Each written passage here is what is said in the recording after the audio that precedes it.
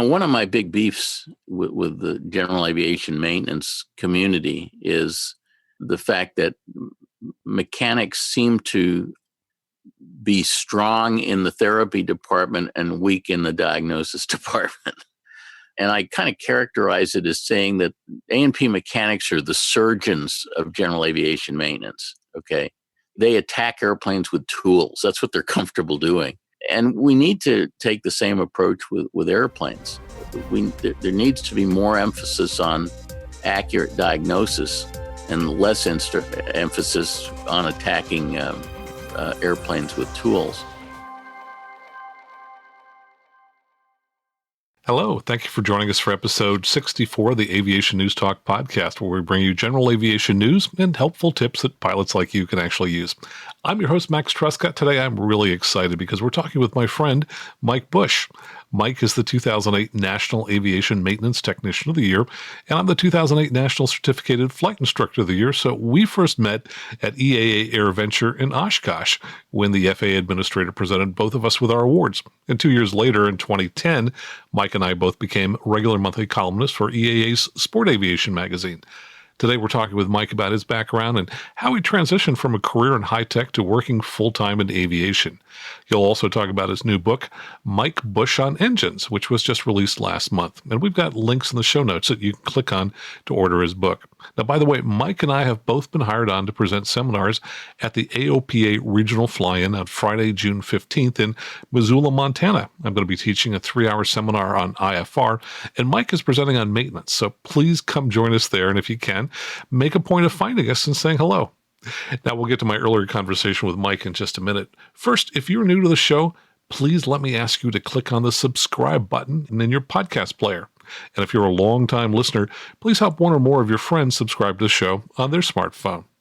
And if you really enjoy this show and are looking for more, you can go to our Patreon website for free, where you'll find the various links and other interesting stories that I post on the blog portion of that site every week. And if you feel like making a small monthly donation that will be billed to your credit card, you can also do that.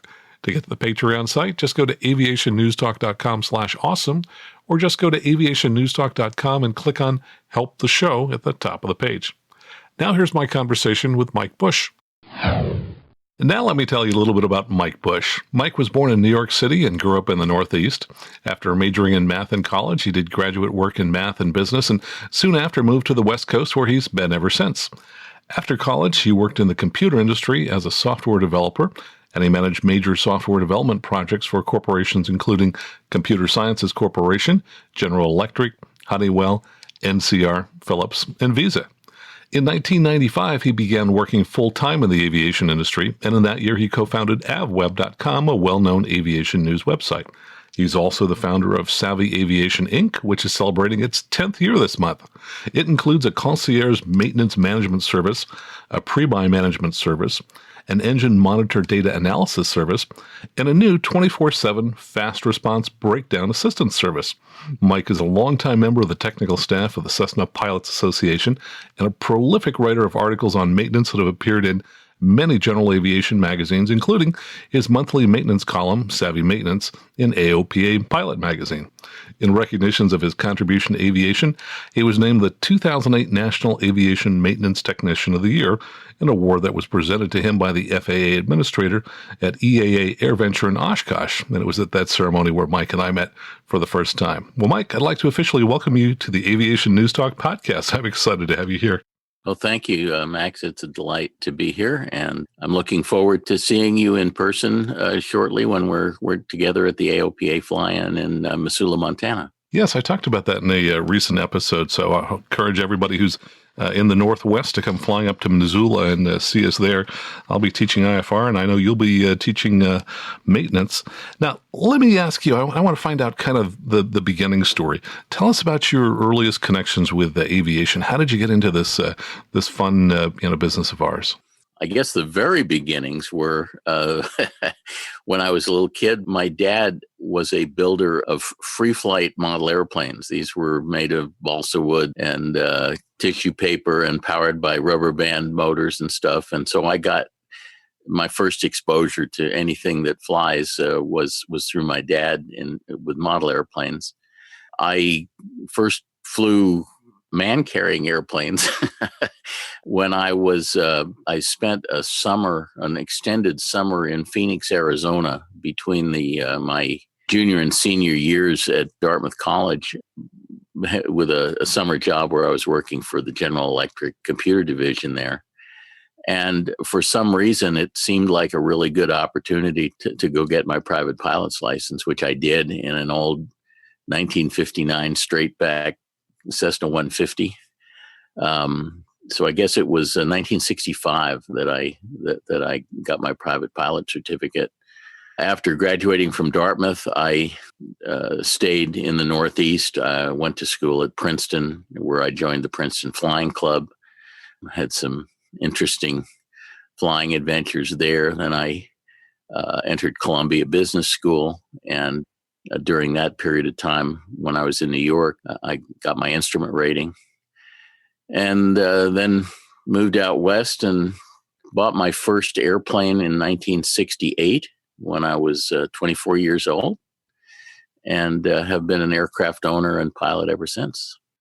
Well, that's great. Let's go back to New York a little bit. I used to live in Brooklyn and later in New Jersey, and I know it's tough for folks in the city to find a place to fly because no airports in New York City. Where did you fly out of?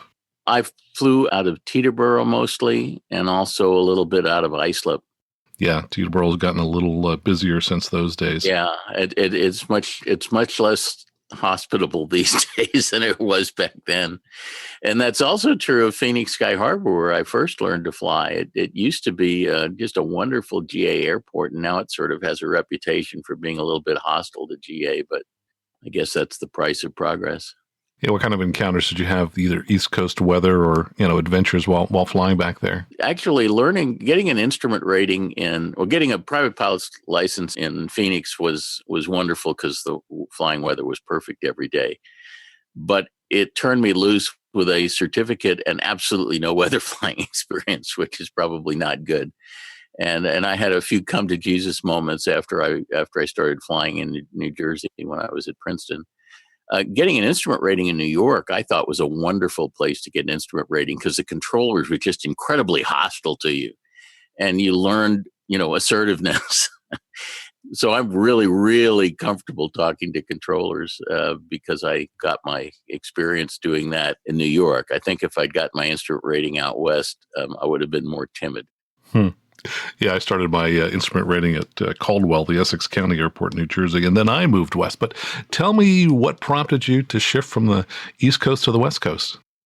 Well, it was complicated. First of all, while I was at Dartmouth, I had the opportunity to have a summer internship at Systems Development Corporation in Santa Monica, and it was the first time I'd ever been west of the Mississippi. And I just kind of fell in love with the West Coast during that summer, and sort of had in the back of my mind that I would be looking for an excuse to move back there. Well, the excuse came when I was in graduate school. It was the late 60s. It was the height of the Vietnam War. I was just watching last night the four-part CNN program on 1968, and it brought back a lot of memories. But I was at Columbia when they had all of the anti-war protests and so on. And while I was at Columbia, the head of the United States Draft Board, a gentleman by the name of General Hershey, canceled all graduate student draft deferments.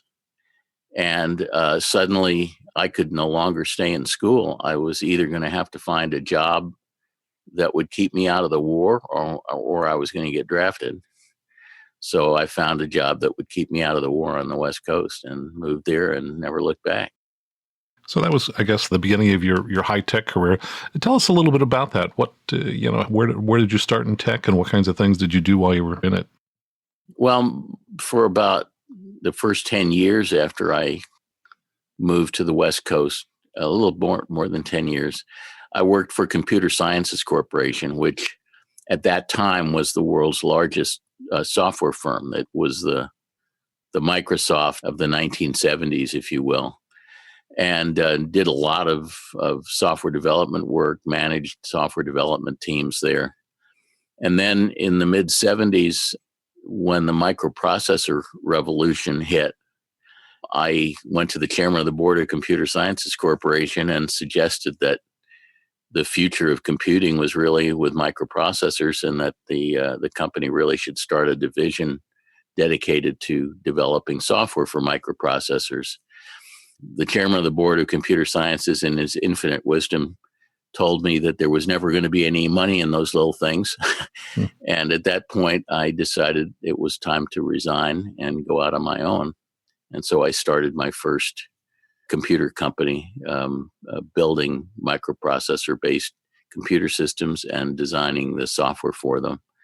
Eventually, IBM came out with the IBM PC, and it seemed to me that the handwriting was on the wall that small companies building microprocessor hardware were not going to be in very good position. So I got out of the hardware business and just focused on the software business, and did software development work for all sorts of things up until the mid 90s, when I decided I'd had enough of that, and decided that I was going to turn my longtime avocation into my vocation and focus on general aviation full time. Great choice. Now, I've got to go back and ask, tell me, what kind of hardware were you building back in the 1970s? I remember that period, and I just don't know the name of the company you did and what kind of hardware you sold. What did you do? Well, my first company was called Info 2000 Corporation, and we built computers that use the Zilog Z80 chip, if that brings you back. And we developed our own multitasking operating system for the Z80 called TurboDOS, which had pretty widespread use. So when I went into the software business full time, I did a lot of work selling TurboDOS to companies like Philips and in the Netherlands and stuff. Number of companies adopted TurboDOS. This is back in the days before the Intel 8086, which kind of took over.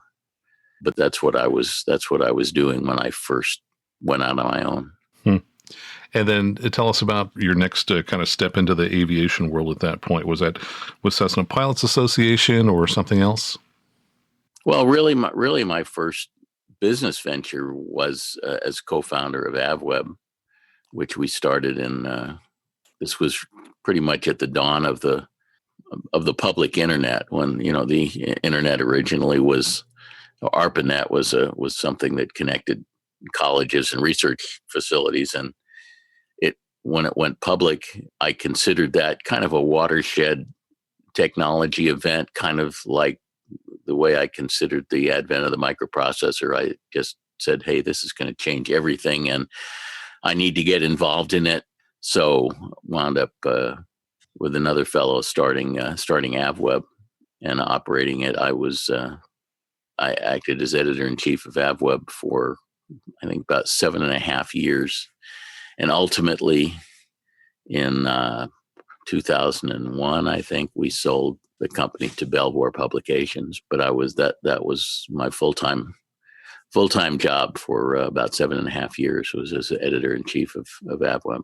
Yeah, and AvWeb continues to be an incredibly well-visited, popular site today. I know I'm often there checking out what's new. What prompted you to sell at that point? Oh, a number of things, but I think mostly because my partner and I in AvWeb had different visions of where we wanted to take the company, and we were sort of having a lot of disagreements, and so it just seemed like a good time to sell the company. Yep. Makes total sense. So what next then?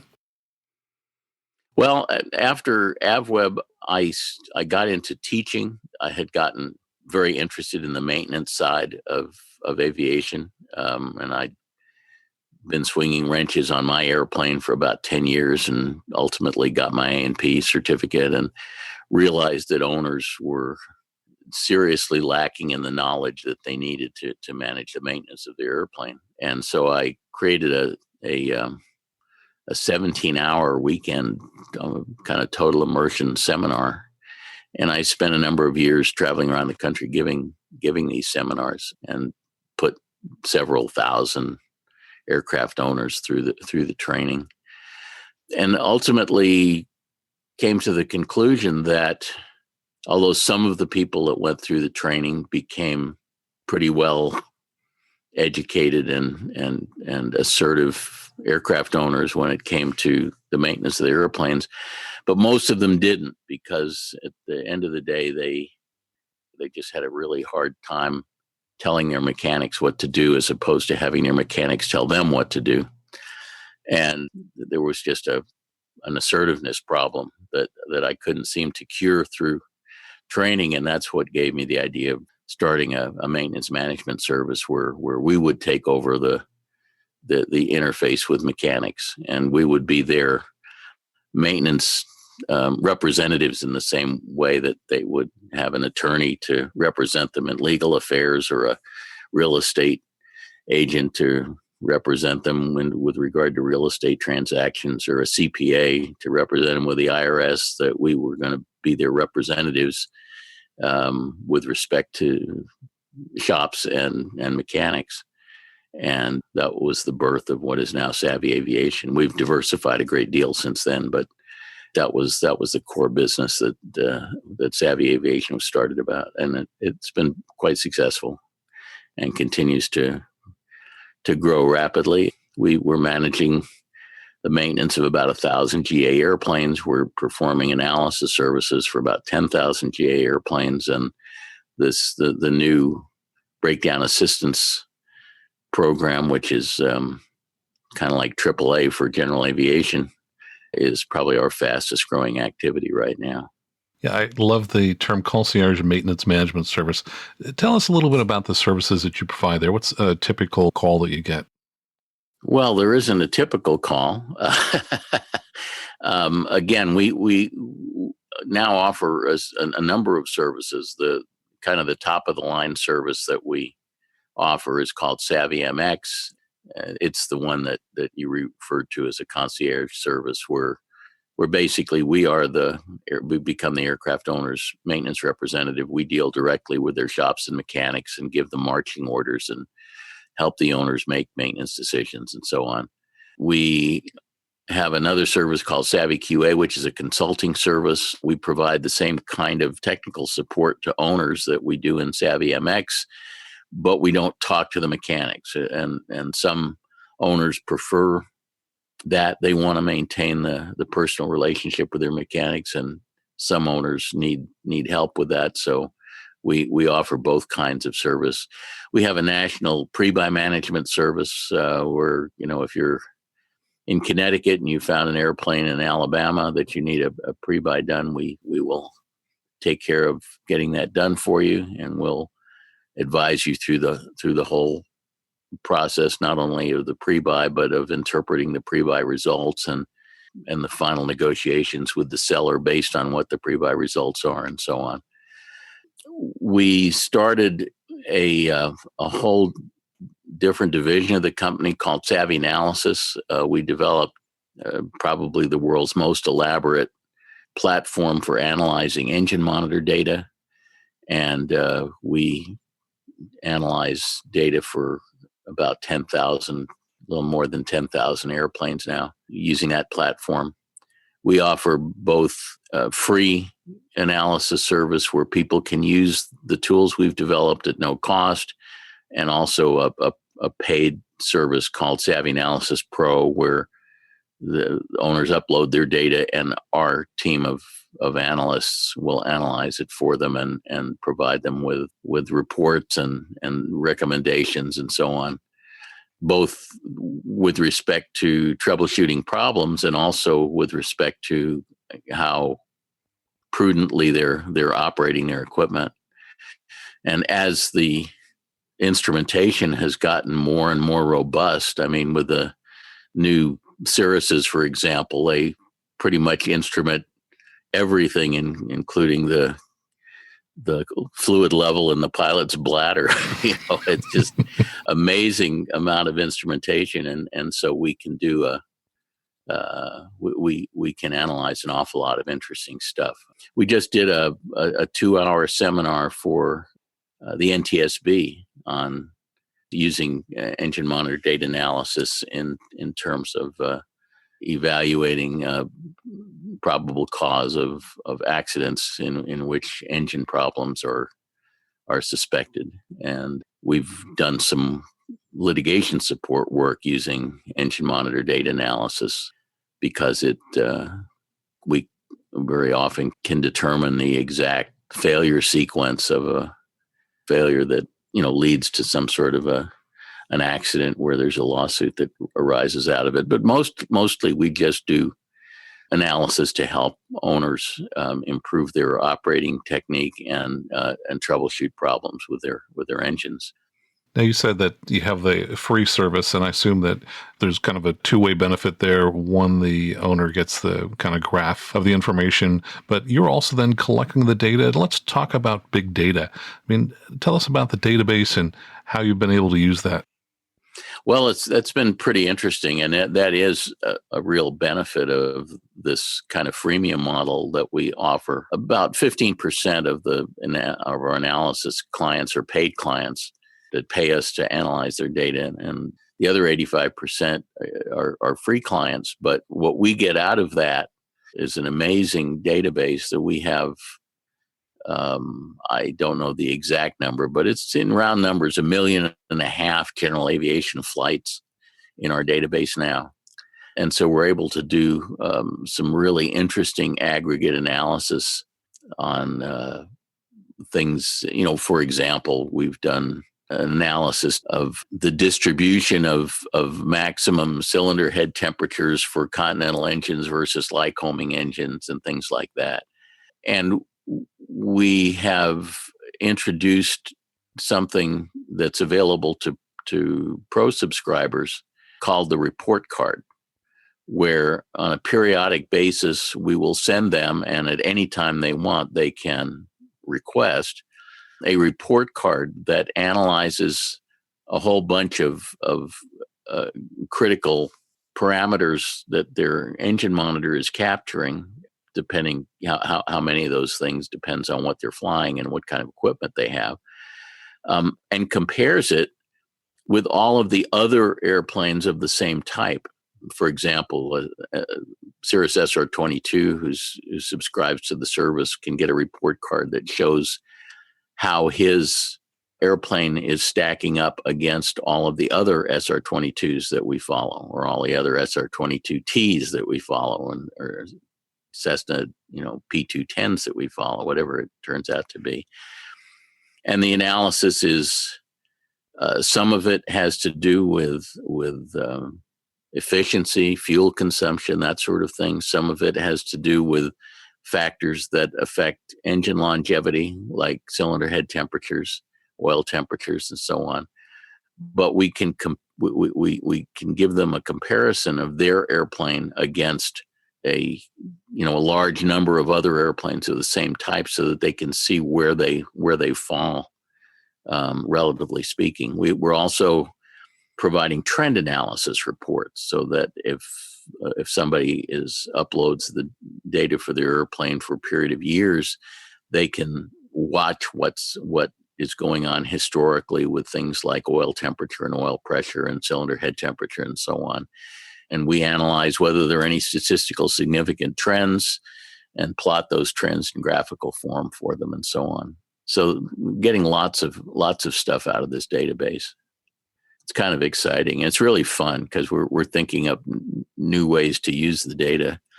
Right now, we're working on a project, for example, in conjunction with EAA, to help builders of experimental amateur-built aircraft determine their V speeds and so on, where they will fly a specific flight test profile and then submit their data. Nowadays, most of the EABs are instrumented up the gazoo. They typically have Dynon glass panels that capture just about everything, and so we're doing a project to help EAB builders during the first portion of their where they're flying off their hours in order to be able to fly the airplanes non-restricted.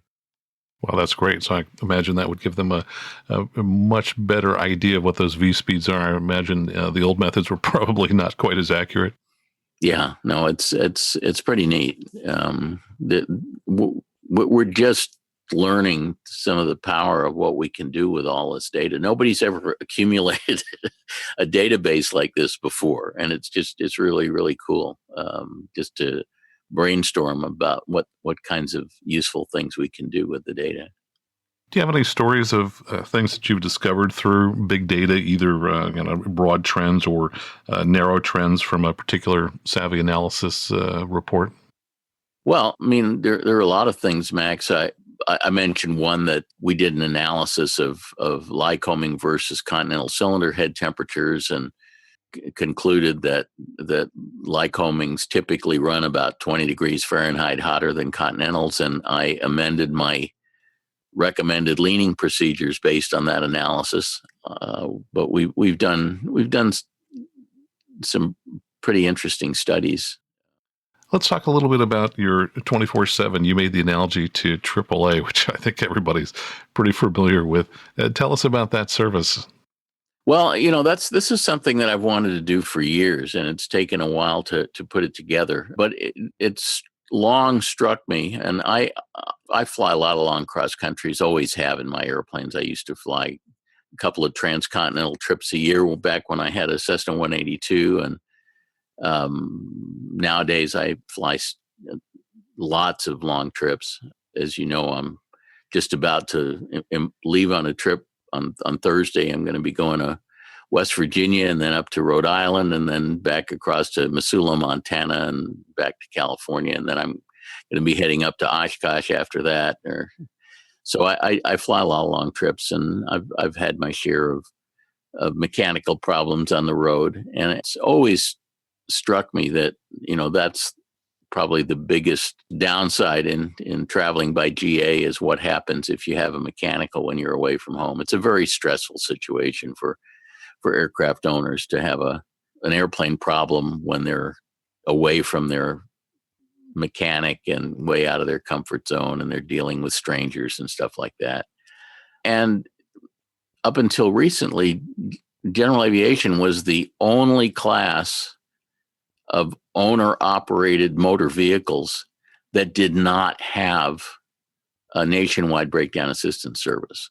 I mean, everybody knows about AAA for automobiles. There's a Good Sam Club for RVs. There are services for snowmobiles and jet skis, and U.S. Boat runs a nationwide service for boat breakdowns. And it just really struck me that it was very surprising that nobody offered any sort of breakdown assistance service for general aviation airplanes. Now, GA airplanes are uniquely difficult to deal with when they break down. The two key things are, one, almost all these other vehicles are towable, and most of the services are really tow services. They come out to where you broke down and tow your vehicle to where it can be repaired. Can't typically do that with GA airplanes. You've got to deal with them where they sit. And the second big challenge is that unlike all these other kinds of vehicles, aviation is extremely heavily regulated. So I think the reason that nobody ever did this for GA before is because it was hard. But, we've been bailing our managed maintenance clients out of trouble for 10 years now, and we're pretty good at doing it. And so it just seemed to me that this was something that we ought to spin off as a separate low-cost service. Had a hard time getting it going. We tried to put together a deal with AOPA, and that didn't succeed. We tried to put together a deal with EAA. That came very close, and then EAA had a big shakeup at the top, and that didn't work out. And what finally really put this thing on the map was that we were approached by a large GA insurance company, Global Aerospace, who wanted to do a deal with us to provide this kind of breakdown assistance coverage to their policyholders. As a result of that, we now have thousands of subscribers to this service. It's available not only to global policyholders, but global has been really, really helpful in getting this service up to critical mass. And we also have a deal with, which is actually brand new, with Cirrus Owners and Pilots Association, where we're offering breakdown assistance service to COPA members at a discounted price. So this is right now the fastest growing part of our business. Of course, it's easy to be fast growing when you start from zero, but at any rate, it's becoming a third division of the company. It's required a lot of major changes for us, because dealing with a 24/7 service, we've had to put our analysts on, a rotating call, kind of like a medical kind of thing, so that we can be sure that our commitment is that that subscribers to the breakdown assistance service, they call a toll-free number, and within 15 minutes, one of our IAs is on the phone with them. And typically we've been averaging about 5 minutes. But it's taken a lot of technology and infrastructure to make that possible. But it's going very smoothly now. Give us an idea, because people are obviously not familiar with this. It's a new concept, a new service. What would someone typically pay, and what kind of assistance would you provide when you've got someone on the phone with them? Well, as far as the cost of service is concerned, the service costs $149 a year for a single engine airplane. Or if you're insured through Global Aerospace, they are bundling into their insurance policy at no cost right now. I don't know if that's going to continue to be at no cost, but it is for the next year anyway. As far as how it works, we've done thousands of these now, and we've done some statistical analysis. About 50% of the time, when somebody calls the hotline with an airplane problem, we obviously, what we do is work through the problem with them in order to arrive at a definitive diagnosis. And about half the time we're able to tell them that the problem that they've identified with the airplane is not a safety of flight item, and that it's okay to fly the airplane home, or to fly the airplane to the next stop on their trip, maybe where they'd have an easy opportunity to do maintenance. An example of that, for example, we just had a call a couple days ago. Owner of a high-wing Cessna, I think it was the Cessna 182, had his airplane fueled by the FBO while he was off doing something, came back, and there were fuel stains at the wing root and dripping down the window. And he called the hotline. We asked him to take a couple of iPhone photographs of the fuel stains and so on. And one of our IAs reviewed it, asked him to wipe it clean and see how quickly it reappeared. And based on all of that diagnostic work, we were able to tell him that this was a slow seep. It was probably due to a line person overfilling the tank and getting some fuel into the bottom of the wing, and that it was safe to fly the airplane home, and then evaluate whether anything needed to be done once he got home. And that's always, the best outcome on one of these calls, if we can get the client home without having to get mechanics involved. The other half the time, we troubleshoot the problem, come up with a definitive diagnosis, and feel that some action needs to be taken, some maintenance action needs to be taken prior to the airplane flying any further. I mean, some obvious things like a flat tire, but it could be something more subtle or more serious. And in those cases, we basically give the client a short-term version of our Savvy MX service. It's his option whether he wants to stay with the airplane or continue his trip via other means of transportation while we handle getting the problem fixed. But we basically evaluate the maintenance resources available and talk to mechanics and shops and get whatever needs to be done. and so that the client can be on his way. And there have been cases where people have called in with a broken airplane from at a location where there were no services. Not all that long ago, we had somebody prying an SR-22 on an airport in an island in the middle of the Potomac River that has 800 people living on that island, no services, just the airport's just a strip of asphalt, and the only way you can get to it is by ferry boat. And he broke off his nose gear and curled his prop tips, and we had to deal with that problem. And so sometimes they get quite complicated, but that's sort of unusual.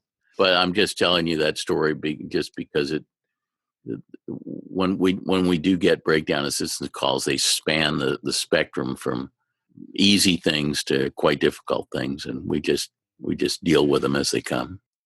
Let's shift gears and talk a little bit about your book. I picked up a copy of Mike Busch on engines a few days ago and had a lot of fun reading through. One of the things you talk about is reliability-centered maintenance. I think that's something that you're perhaps on a crusade on. Can you talk to us about that? Sure.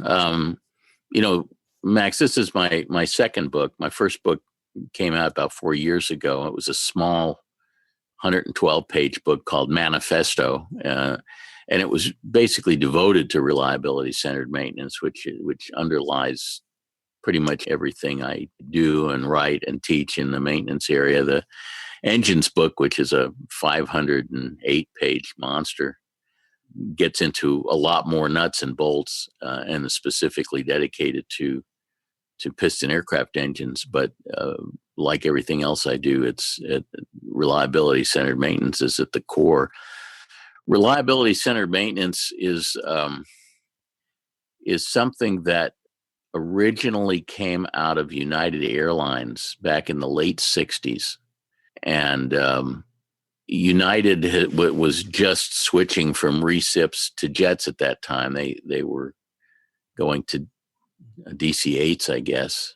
Most of the industry was going to 707s at that time, and they weren't real sure how to maintain these things because they weren't used to jets. And United tasked a couple of scientists that were on the United payroll, a guy named Stan Nolan and Howard Heap. Stan was an aeronautical engineer.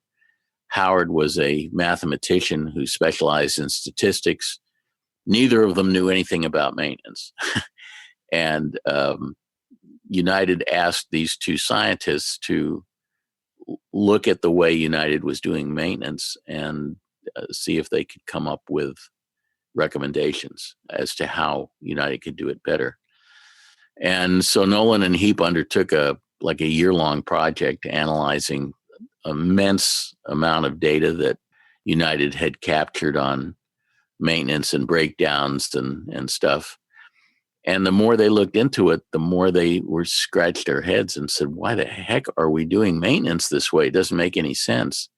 And out of their work arose a new engineering discipline, if you will, called reliability-centered maintenance, which is really the science of how to do maintenance in an optimal fashion. It spread to the airlines.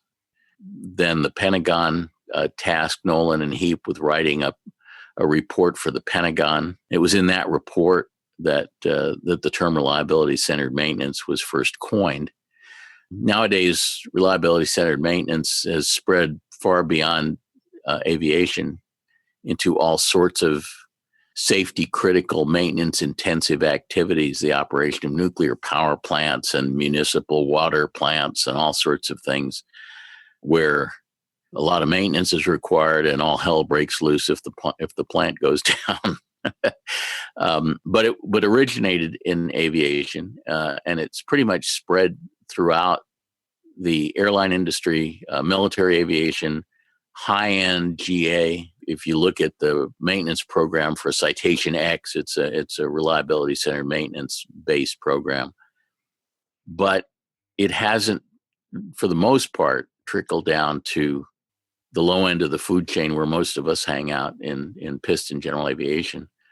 And so one of my crusades has been to bring this technology, which is really not new. It's just that GA mechanics aren't taught this stuff, and so they do maintenance pretty much the way it was done in the 50s before reliability centered maintenance was developed.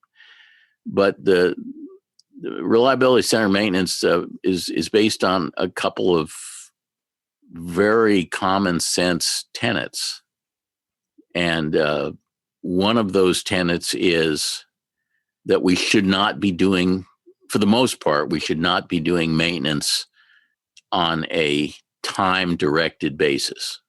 We shouldn't be doing things, every 50 hours, every 100 hours, every year, the way maintenance has traditionally always been done in piston GA.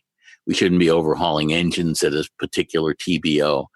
We should be doing all of our maintenance on a condition-based program where instead of having times at which maintenance is done, we have condition monitoring programs to determine what the condition of the various components of the aircraft are.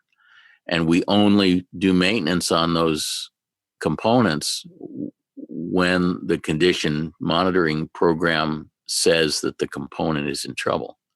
So we don't overhaul an engine just because it's gotten to 1,500 hours. We would only overhaul an engine when there's some indication that the engine is developing a problem that would require splitting the case to resolve. We do that based on, with engines, we have a million different ways of doing the condition monitoring. We've got bore scope inspections, oil filter analysis, spectrographic oil analysis, a whole bunch of different techniques that we use to monitor engine condition. And then we drive our maintenance decisions based on what those condition monitoring things tell us, as opposed to doing things on a fixed timetable. The other big tenet of reliability center maintenance has to do with evaluating the consequences of failures, because it turns out that not all failures are serious. An engine failure is very serious, and we have to do whatever preventive maintenance is necessary to ensure that we don't have any engine failures. The failure of a number 2 comm radio is not serious, so it wouldn't make sense to do preventive maintenance to prevent that sort of failure. We just let it happen, and when the number 2 comm radio fails, at the next convenient time, we pull the radio and send it off the radio shop, which is in reliability center maintenance parlance called a run to failure philosophy. And so a big part of reliability centered maintenance is figuring out what sorts of failures are serious enough to warrant trying to prevent, and what sorts of failures are acceptable failures where a run to failure approach makes sense. A good example would be vacuum pumps. If you have only one vacuum pump in your airplane, and you rely on that one vacuum pump to drive your attitude gyro, and you fly in the clouds, then the failure of that vacuum pump is a safety critical failure. And you need to do something to make sure that that vacuum pump doesn't fail. I picked the vacuum pump because it's a particularly intractable device that fails whenever it feels like failing.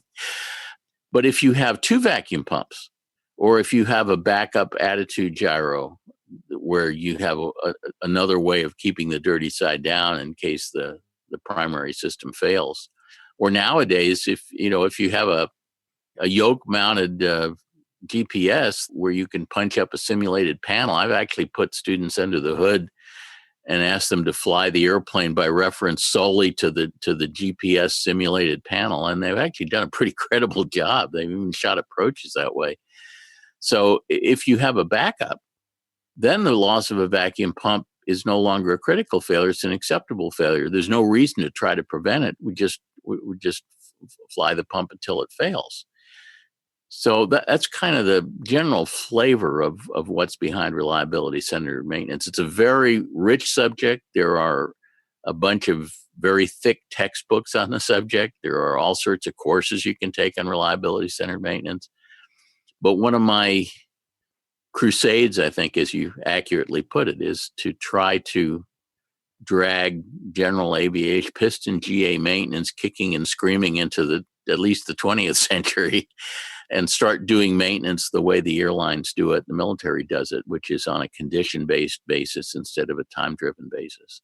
Sure. It sounds like not only could you save a lot of money by just swapping out good parts because a certain number of hours have gone by, but you can just focus your efforts on the things that are most important as opposed to spending your maintenance dollars uniformly across all things, regardless of how important they are. Right. And one of the surprising results of the reliability maintenance studies that the airlines did was that, and actually I in my book Manifesto, I actually go back to earlier stuff that was done during World War II.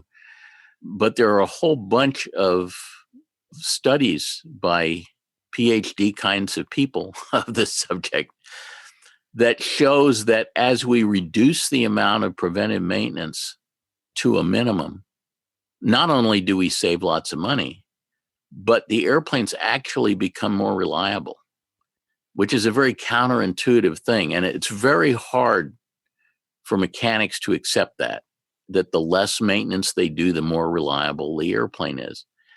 And there's a reason for it. The reason is that maintenance is done by human beings, and it's very, very common for the act of doing maintenance, whose intent is to make the airplane more reliable, actually breaking something. And every aircraft owner's had this experience of putting the airplane in the shop for an annual or something, getting it back out, and something that was working fine before the airplane went into the shop isn't working anymore. And you got to take it back in. That's something we call maintenance-induced failure. And it's something that isn't talked about very much, but it's a huge problem.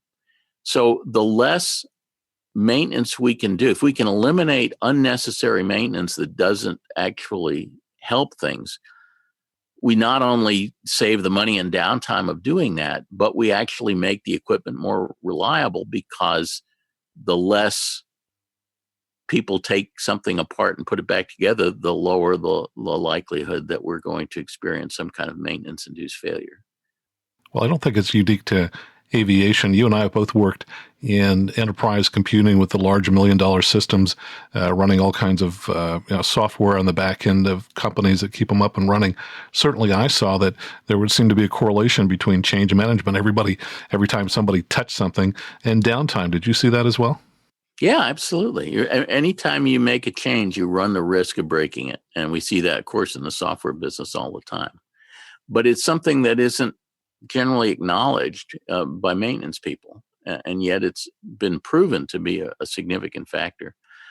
And I know just in my own experience, as I have started practicing a very dramatically reliability-centered maintenance approach on my own airplane, the incidence of problems with the airplane has dropped dramatically. It's just become a very, very reliable piece of equipment. Let's change gears a little bit and talk a little bit about the art of troubleshooting. To me, that seems like it's been a big challenge in general aviation maintenance as well. You talk about that in your book a little bit. To just expound on that for a moment. Well, one of my big beefs with the general aviation maintenance community is the fact that mechanics seem to be strong in the therapy department and weak in the diagnosis department. And I've seen this now for years. It's not unique to any one shop or mechanic. It just seems to be a general problem. And I kind of characterize it as saying that A&P mechanics are the surgeons of general aviation maintenance, okay? They attack airplanes with tools. That's what they're comfortable doing. And, if you have a tummy ache, you're probably not going to go to a thoracic surgeon as your first stop. You're probably going to go to a primary care physician who's probably going to send you to a radiologist who does some imaging studies, and they're going to come up with a diagnosis first before they send you off to the guy that has the sharp instruments. And we need to take the same approach with airplanes. There needs to be more emphasis on accurate diagnosis and less emphasis on attacking airplanes with tools. A perfect example was just before we started this interview, I got a phone call from a woman who just purchased a Cherokee 180. And on the flight home from picking up the airplane with her flight instructor, they noticed that the airplane was burning a lot of oil. So she got the airplane home, and she said about every 2 or 3 hours she had to put a quart of oil into it. So she brought the airplane home to her mechanic, and the mechanic told him what she was seeing, and his immediate reaction is, you probably need to overhaul the engine. There was no real diagnostic workup done. They never bore scoped the cylinders. They never did any of the basic tests. There's a whole chapter in the book about diagnosing high oil consumption, but they never did any of that stuff. He just immediately jumped to the overhaul the engine position. Of course, she was in a state of shock and called me, and we talked about it, and I assured her that I would talk her through a rational diagnostic procedure and try to figure out what the source of the high oil consumption was, and that in no case could high oil consumption ever be a legitimate reason for overhauling an engine, because there is nothing that causes high oil consumption that requires splitting the case to remedy. But I see this so many times where mechanics are spring-loaded to, the overhaul position or doing something drastic without really taking the time to figure out the cause. Well, of course, the most important part of an airplane is the engine. That's the part that you need to really treat very kindly to preserve the investment that you have in the aircraft. You talk a lot about power plant management in the book.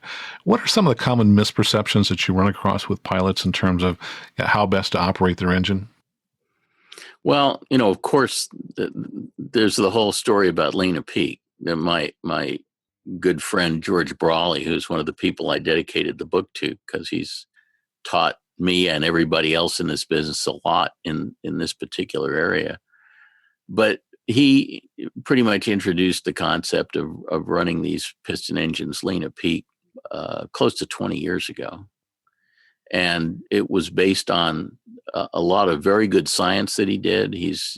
George has put together probably the most advanced, best instrumented engine test stand in the world for GA engines at his place in Ada, Oklahoma. And the industry treated him as if he was a lunatic and said, you do that and it's going to blow up the engines, and all of these things about fuel is cheaper than overhauls, and you just need to pour lots of fuel on the engines. And it turns out that that's not the best way to operate the engines. Most of our airplanes have POHs that recommend cruising at 50 degrees rich of peak. And we now know that that's like the absolute worst mixture you could pick from the standpoint of stress on the engine and longevity of cylinders and so on.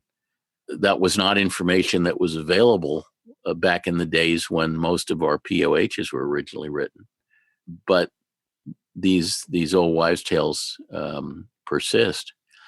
And I adopted Lena Peake. I was an early adopter. I think I got the number 2 serial number set of turbo gam ejectors back when George first got them STC'd. And I've been operating my Cessna 310, Cessna Turbo 310, Lena Peake ever since then. And the engines have had such remarkable longevity. I finally overhauled the left engine at 3,200 hours. It's a 1,400-hour TBO engine. So it went well over 200% of TBO. The right engine. The left engine, I put new cylinders and pistons on it, never split the case, and it's still going strong at 3,200 hours. These engines are capable of lasting a really, really long time if you take really good care of them. And, the engines in my Turbo 310 have an unusually short TBO of 1,400 hours. They're not particularly robust engines, but if you treat them right and you don't euthanize them before their time just based on, some number that comes up on the Hobbs meter. They're capable of going a very long time before needing major work. Yeah, so there's definitely a lot that pilots can learn to do differently to make their equipment last longer. You've done a whole lot of webinars. Can you tell us a little bit about those? For about 10 years now, I have been doing about an hour and a half long maintenance webinar the first Wednesday of every month, sponsored by EAA and Aircraft Spruce. There are 70 some odd. It's got to be close to 80 now of them. They're all on YouTube. They're all recorded so that you can. It's actually quite a large body of work now. The next one that's coming up, I guess it's on June 6th, I think. I'm going to be doing it from a hotel in Providence, Rhode Island, I guess. And it's a webinar that talks about the differences between automobiles and airplanes and why airplanes are so much more expensive to operate. And this, kind of talks about whether it really needs to be that way. So, but it's a different topic every month, and they're free webinars. You have to pre-register for them, and then you get a link to get into them. They're sponsored by EAA, and they've been a lot of fun. And typically these things are, 45 minutes of prepared material and then 45 minutes of unstructured Q&A. And I'll go ahead and include a link in our show notes to the YouTube site where people can find all of those webinars. Where do people go to find out more about Savvy Aviation, Inc. and all the different services you've just talked about? Well, we have a pretty rich website with an awful lot of information on it at savvyaviation.com. And it gives detailed information on all of the services that we offer, and a lot of customer testimonials, all sorts of stuff. The books are available only through Amazon. I've had a couple of emails saying, here's my credit card number, would you send me a book? And I have to tell them I can't do that. They have to buy it through Amazon. Yeah, I even bought my own personal copy through Amazon. But both the original Manifesto book and the new Engines book are available on Amazon, and they're available both in paperback and in Kindle. And we're looking at providing an EPUB version on iTunes, although I haven't put that up yet. And there's a possibility that I may do an audiobook version of the first book, the Manifesto book. I don't think I'm going to do an audiobook version of the Engines book because it's a monster. But the books are available on Amazon, and all of the stuff about Savvy Aviation is available on the savvyaviation.com website. And the book is Mike Busch on Engines, and I'll go ahead and include a link to it in our show notes. Mike, you're just a wealth of information. Could we have you come back on the show sometime? You bet. Absolutely, Max. And I look forward, like I said, to seeing you in a couple of weeks in Missoula. That'll be great fun. Thanks so much. Okay. Wow, Mike is making such a huge contribution to General Aviation, and anyone interested in learning more about maintenance should read more of his work. And I made it really easy for you to do that. Just go to the show notes at aviationnewstalk.com or tap on the artwork of the podcast player on your smartphone. You'll find links there that you can tap on that take you to Amazon, where you can buy his 2 books, Manifesto, A Revolutionary Approach to General Aviation Maintenance, and his new book, Mike Busch on Engines, which I just bought last week, and I learned a lot from it. There are also links there to his EAA webinars on YouTube and to his Savvy Aviation website. Now, please stick around for bloopers at the end, and let me remind you that if you are looking for flight instruction on a Cirrus SR-20 or SR-22, or are thinking of buying a new or slightly used Cirrus, please contact me early in that process so I can help you with that decision. And I can also arrange a free demo flight if you're looking at a new one. I specialize in the Cirrus and work with people pretty much around the world. If you love this show, please tell your friends how to find the podcast. And until next time, fly safely, have fun, and keep the blue side up.